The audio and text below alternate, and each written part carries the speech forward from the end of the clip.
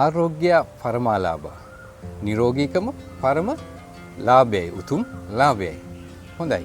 ආදර දුවේ පුතේ අම්මේ තාත්තේ අද අපි ඔයගොල්ලන්ට කියලා දෙන්න යන්නේ මේ ලාභය අපි උරුම කරගන්නේ කොහොමද කියලා. අපේ දේශයේ අපිට උරුම වෙච්ච මහඟු දායාදයක් තිබෙනවා. අත් බෙහෙත් කලාව. මේක ක්‍රමක්‍රමයෙන් අපෙන් වියකී ගිහිල්ලා අපෙන් ඈත් වෙලා ගිහිල්ලා. නැවත වාරයක් වර්තමානයට සහ අනාගතයට දායාද කිරීම තමයි අපි බලාපොරොත්තු වෙන්නේ. අතට පයට වදින පෑගෙන ගෙවත් වීම ශාකවලින් අත් බෙහෙත් සාදාගන්නේ කෙසේද කියන එක තමයි අද අපි ඕගොල්ලන්ට කියලා දෙන්න යන්නේ. හොඳයි.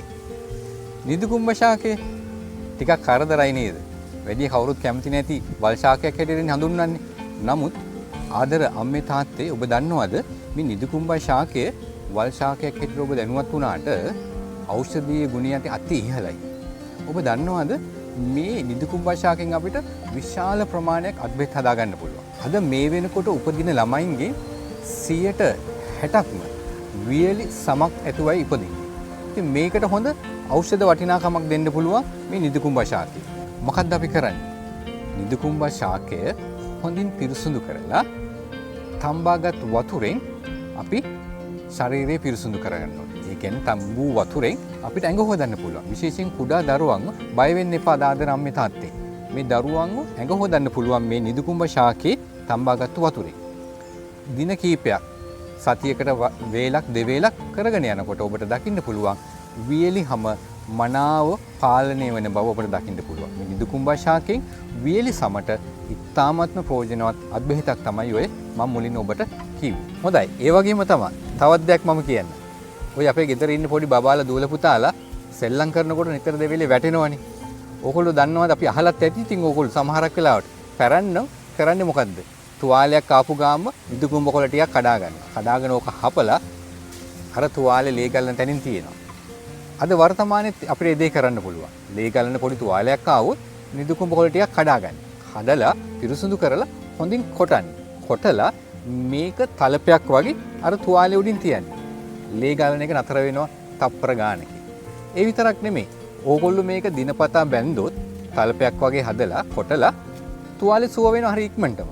ඉතාමත්ම හොඳ ප්‍රත්‍යක්ෂ ඖෂධයක් තමයි ලේ ගලන තුවාලවලට සහ තුවාලය සුව කර ගැනීම. තව මොනවාද මේකෙන් අපිට ගන්න පුළුවන් ප්‍රයෝජන? ඕගොල්ලෝ දන්නවද මුඛ රෝග වලටත් මේ නිදුකුම්බ ශාකය හරහා අපිට ගොඩාක් අත් බෙහෙත් හදා ගන්න පුළුවන්. නිදුකුම්බ ශාකයේ මුල් හොඳින් පිරිසුදු කරගෙන කසායක් හැටියට හදාගන්න. වතුර කෝප්ප දෙකක් විතර දාලා කෝප් එකකට වගේ හින්දලා නිදුකුම්බ ශාකයේ මුල් තම්බාගත්තු වතුර. එහෙමත් නැත්නම් කසායකින් කට හොදන්න. කට හොදපුවාම විදුරු මස් දිය වෙන එක, විදුරු මස් ඉදිමෙන එක, කට ඇතුලේ බිබිලි ඇති වෙන එක මේකට ප්‍රත්‍යක්ෂ ඖෂධයක්. එහෙමත් නැත්නම් අත් බෙහෙතක්. මේක අපිට අතීතයෙන් දායාද වෙච්ච හොඳ ඉතාමත්ම ප්‍රතිඵල සහිත අත් බෙහෙතක් තමයි නිදුකුම්බා මුල් තම්බාගත් වතුරෙන් කට සේදීමේදී මුඛ රෝග සුව කරගන්න පුළුවන් ඉතාමත්ම පහසුවෙන්. තව මොනවාද අපිට තියෙන ප්‍රයෝජන?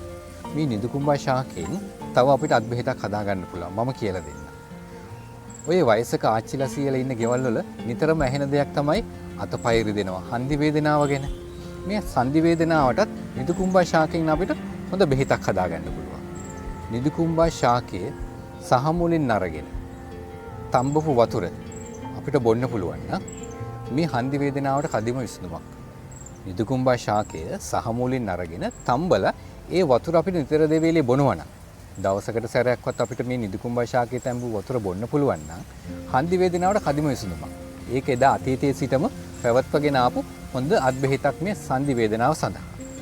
තව මොනවාද අපිට පුළුවන්?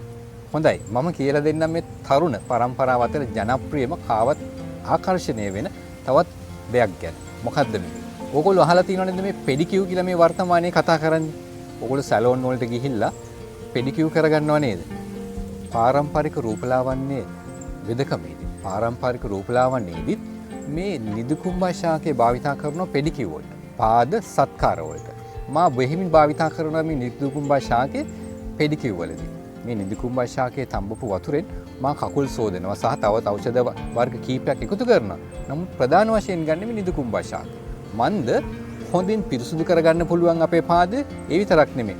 හොඳ අලංකාරවත් පාදයුගලයක් ලබා ගන්න පුළුවන් මේ නිදුකුම්බා ශාකයෙන් තැඹූ වතුරෙන් දෙපා අපි සෝදනවන. මන්ද විශේෂයෙන්ම නිදුකුම්බා ශාකයේ මාර කලින් කිව්වනේ වියලි සමට ඉතාමත්ම හොඳයි කියලා කදිම විසඳුමක් කියලා මේ නිදුකුම්බා ශාකයේ ජලය තඹපු වතුර. ඒ නිසා පෙඩිකියුර් වලට ඒත් නැත්නම් පාද සත්කාරවලට රූපලාවන්‍යයේදී බෙහෙවින් ප්‍රයෝජනයට ගන්න ශාකයක් තමයි නිදුකුම්බා ශාකය. හොඳයි. එහෙනම් ඔබ කවුරුත් දන්නේ නිතර දෙවේලේ අපිට දකින්න ලැබෙන පයට පෑගෙන පයට නපා ගන්න කැමති නැහැ කවුරුත් මේකේ කට තියෙන නිසා නේද? නමුත් නිදුකුම්බා ශාකය මෙවැනි ඖෂධීය වටිනාකමක් තිබෙන ශාකයක් බව මට මේ වර්තමානයේ සහ අනාගතයේ ඉන්න අයට කියන්න කැමතියි. ඒ නිසා තමයි අපි අද මහඟු වටිනාකමක් ඇති නිදුකුම්බා ශාකයේ තියෙන ඖෂධීය වටිනාකම ඔබ වෙත අපි ගෙනාවේ.